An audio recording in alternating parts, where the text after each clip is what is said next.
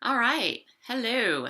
Okay, today is Thursday, May 9th. So we are in Celiac Awareness Month. So Celiac Awareness Month, day 9. My name is Tracy, and I am a certified health and wellness coach.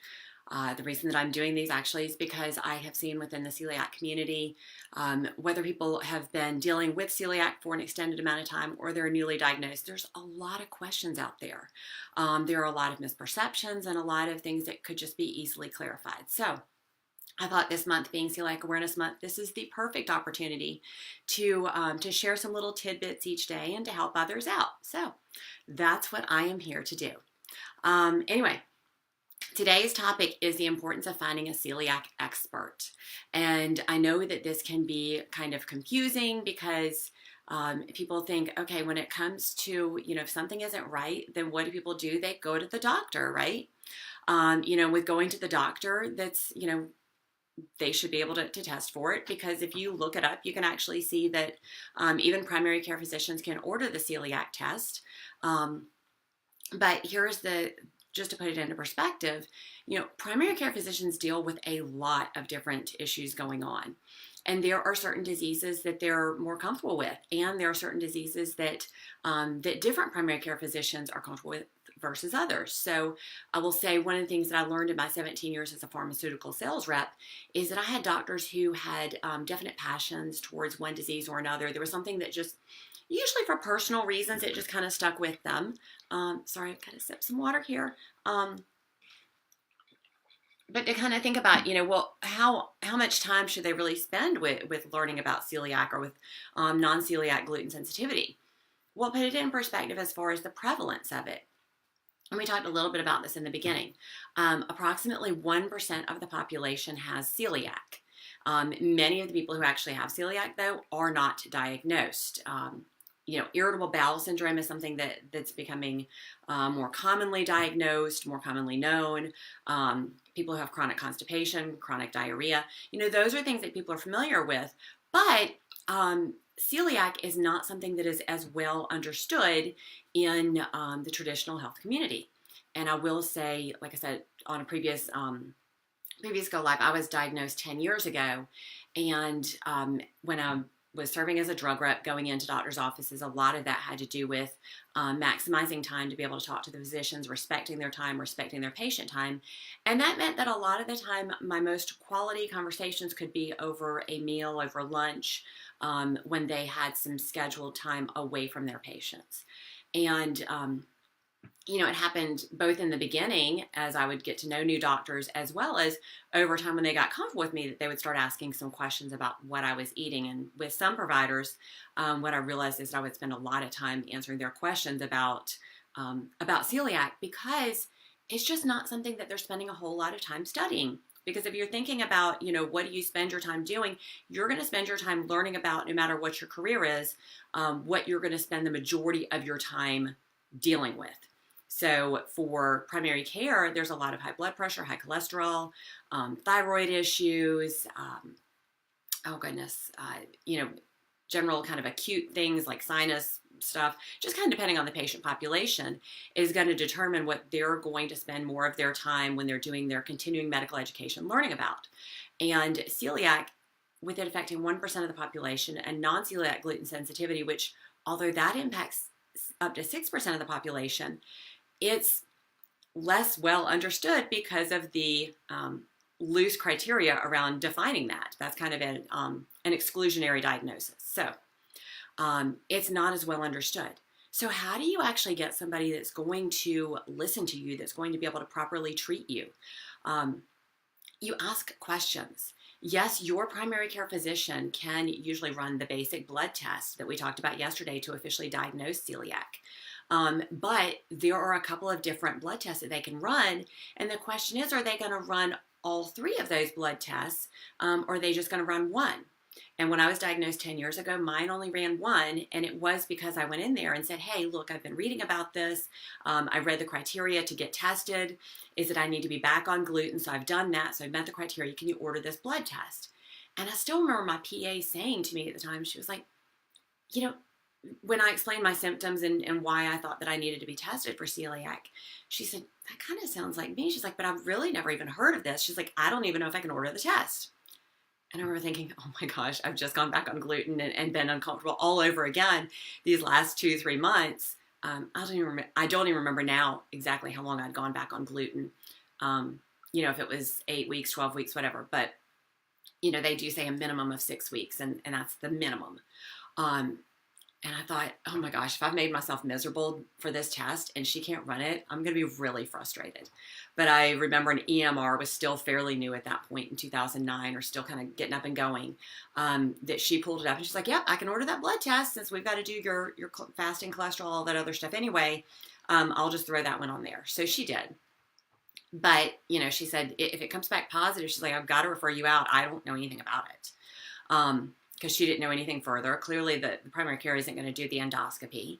And at that point, I didn't know that my rash was dermatitis herpetiformis. It still took another couple years to figure that one out. But if there are gastroenterologists that are aware of it and they're not aware of it. And I do manage a Facebook support group. It's called Positive Celiac and Gluten-Free Support. So if you're looking for a community that is welcoming, that maintains a positive approach to answering questions, then I welcome you to join. There are a couple questions that you do need to answer just to ensure that we don't have spammers kind of coming into the group. But it has a positive, uplifting way of interacting with each other. That's the expectation. But what I've seen is that a lot of people, whether they've gone to primary care or their specialist, even with gastroenterologists, that sometimes the information that they get is kind of, it's lackluster. It's lacking a whole lot of substance behind it. People have been told when they were diagnosed with celiac, okay, well, just don't eat gluten. They've been given misinformation as to what gluten is in. They've just been told, hey, don't eat pizza, bread, pasta. They weren't told the different places to look. They weren't necessarily given resources. And so you want to go to somebody that can give you those resources, because there are little nuances in cross-contamination and people being able to tell you what precautions to take in order to stay safe and healthy, because you want to stop that damage that's been happening within your small intestine. You want to be able to start absorbing the nutrients of the foods that you're eating now. And you want to be able to monitor if you have symptoms develop, what does that look like, and know, and how to track that. So you definitely want to be able to go to an expert who can educate you in this, who can tell you what to look for, who can tell you what to avoid, who can direct you in some different ways. I will say that there were a couple of places that list some providers. So on beyondceliac.org, there's actually, you can do a find a doctor lookup for your area. And then also on the Celiac Disease Foundation. Both of them actually give you the ability to be able to search for a specialist in your area. And I was actually able to find one because I was needing a pediatric gastroenterologist to handle some of the questions we're having around my daughter right now. And I was actually able to find one at Wake Forest. So I'm very fortunate where I am in North Carolina that I have a few medical universities around me. And so I was actually able to find somebody that does specialize in celiac. And I'm hoping and praying she understands both celiac and non-celiac gluten sensitivity. But definitely ask around. If you've just been diagnosed, join a group online, ask around for that area. Hey, is there a provider that you found in this area that actually understands celiac, that actually understands non-celiac gluten sensitivity? And get some referrals before you go in there, because you want your experience when you go in, especially depending on what your insurance plan is, what your deductibles are. You want somebody that can answer those questions. And if you don't, then you could get misinformation. You could end up without actually doing the repair that you need in your small intestine over time. There is no miracle cure. There's no, I cure celiac, which I've heard of this. There is a research group called I Cure Celiac that actually keeps up with all the studies. But as far as any providers that are making any claims saying that they can cure you of celiac, if you hear that, please run. They can't. There's nothing currently out there that will cure you of celiac other than a gluten-free diet. There's a lot of research being done. There's a lot of things that people are looking into. but there's no official cure right now. So do find an expert. You want to be able to actually do the repairs. And then also, I'm going to pull this up real quick because this popped up in my Facebook memories. The other issue that when you're, here we go, memories. And I can post this down below as well. But one of the other things to be aware of is that people think celiac, it's just related to your gut. It isn't, and I've talked about that. I've talked about my symptoms. We're going to see if you guys can actually, yeah, okay. This little graphic, I'll post this in the comments, but when it talks about what are the symptoms of celiac, if you look, you'll see it can impact so many different areas. So, and that's also because with it being an autoimmune disorder, it can have kind of a spillover effect. So you want somebody that can understand that, and I'm going to be very clear on this because this is going to kind of be my last little point on this, but I see this in a lot of groups where people say, I'm having this, this, and this. Do you guys think that it's related to my celiac? It might be, it might not be. Please don't use Facebook groups as I guess, medical gospel. And I know that's kind of a horrible way to put it, but just because somebody gives you an opinion in a Facebook group, there are a lot of people who spend an extensive amount of time studying, learning, being able to provide some incredibly insightful information. There's also a lot of people that think that they're being helpful, but they can give some really bad misinformation. And so, you know, you definitely don't want to do that. You also don't want to skip over health issues because you think, oh, well, celiac kind of spills over into this, so it's just my celiac, so I don't need to have that looked at. Well, one of the things that you're looking at, because there can be different comorbid autoimmune, comorbid conditions going on, definitely, especially like there are different cancers that have a higher incidence in people with celiac. And you want to be able to make sure that if you have something else going on, that you have a trained professional that can actually help you with that and help you to work through the proper protocol, the proper treatment to get you at your healthiest. So find an expert. Check out, like I said, beyondceliac.org and Celiac Foundation.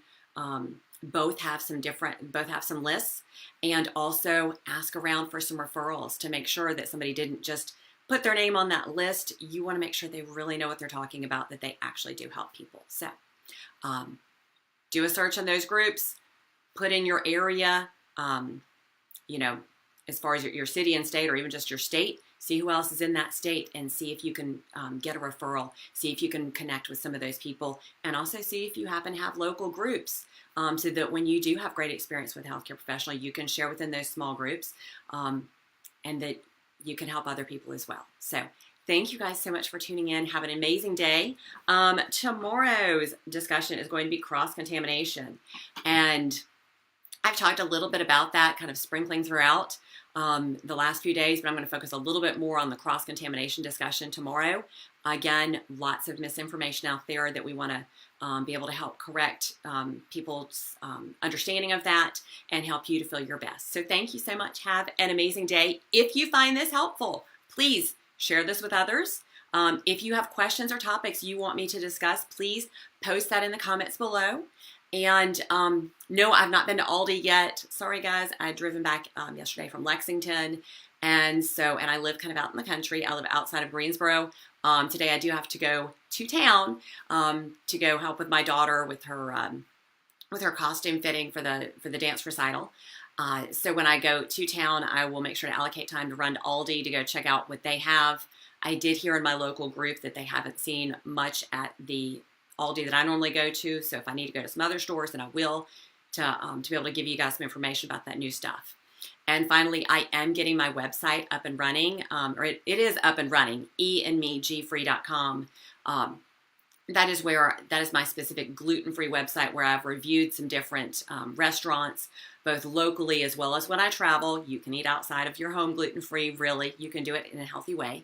And it's also where I've got some different posts where I've pulled some blog posts from where I originally started blogging and put some blog posts specifically to those that are first diagnosed with celiac, some tips that you can do. And then there's also on my website for those that are struggling or trying to look for some different meals for your kids especially.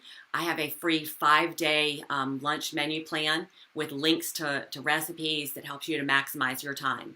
So that way your kids can still eat gluten-free and even if they don't have to eat gluten-free, there's actually some great meal plans in there that are really versatile, because I'm all about maximizing your time when you're in the kitchen. Get in, get it done, get out. So thank you guys. Have a great day. I appreciate you guys tuning in.